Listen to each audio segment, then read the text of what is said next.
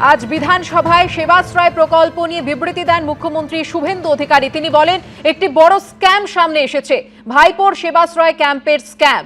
বিষ্ণুপুর একাধিক থানায় অভিযোগ দায়ের হয়েছে। সেবাশ্রয় ক্যাম্পে শিশু এবং মহিলার অঙ্গহানি হয়েছে। এক্স-রে, আল্ট্রাসোনোগ্রাফি যন্ত্র বাইরে নিয়ে গিয়েছে। আর কি বলেছেন তিনি, দেখুন। একটি বড় স্ক্যাম সামনে এসেছে,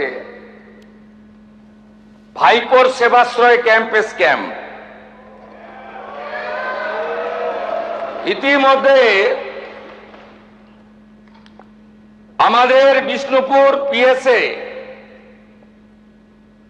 একাধিক কেস আমাদের ফাইল হয়েছে, এফআইআর। এই চিটিংবাজটা দেখুন, বাচ্চাটার হাত গেছে, দেখুন।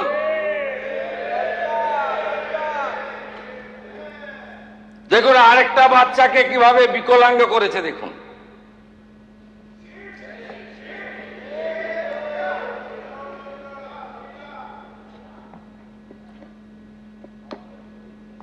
এই দিদির পাটা গেছে, দেখুন।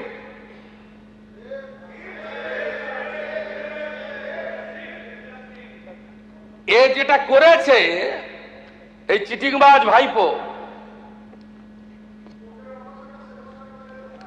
আল্ট্রাসোনোগ্রাফি মেশিন বাইরে নিয়ে গেছে, এক্স-রে মেশিন বাইরে নিয়ে গেছে,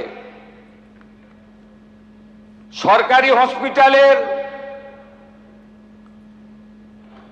ডাক্তারদের বাইরে নিয়ে গেছে, মেডিকেল কলেজের স্টুডেন্ট মুখ্যমন্ত্রীকে চিঠি দিয়েছে।